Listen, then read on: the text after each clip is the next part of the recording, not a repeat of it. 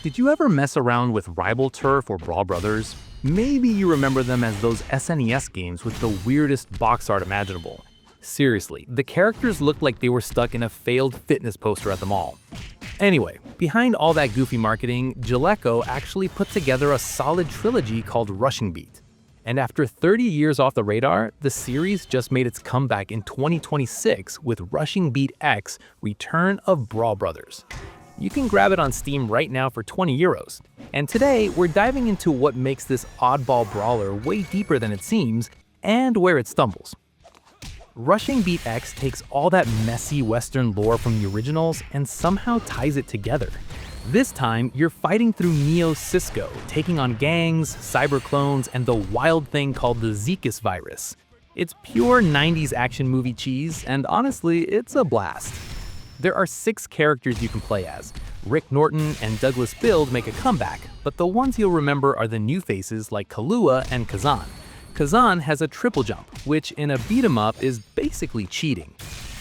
Now about the looks. Since Streets of Rage 4 brought beat-em-ups back in style, everyone expects top-tier visuals, but Rushing Beat X is a mixed bag. Some backgrounds are beautiful and others look like they were rushed before the studio ordered pizza. But if you care more about mechanics, this game's got you covered. It's got an auto combo system for anyone just trying to mash buttons, but the real fun is the cancel system.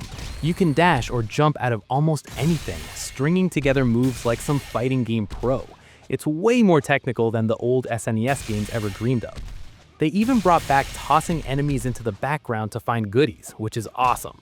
Then there's the Tough and food truck, named after Jaleco's other brawler. You can mix food items at these checkpoints to build buffs. Imagine pausing your street brawl just to season a taco for a defense boost. It's odd, but it works, and it feels very Jaleco. Of course, it isn't perfect. Steam reviews hover at mostly positive, and people keep mentioning the clunky movement. Even with all those cancels, it feels a bit stiff next to something like Teenage Mutant Ninja Turtles: Shredder's Revenge. Plus, a few stages drag on, kind of like that friend who just won't say goodnight. But for 20 bucks, you get a game that's technical, quirky, and surprisingly deep. A revival nobody saw coming. Rushing Beat X shows you that the B-tier games from back in the day had some wild, creative ideas. It's unapologetically weird, and honestly, if you've got someone to play co-op with, you're in for a good time. So what about you? Happy to see Rick and Doug pounding the pavement again, or are you sticking with the old school classics? Drop your thoughts in the comments.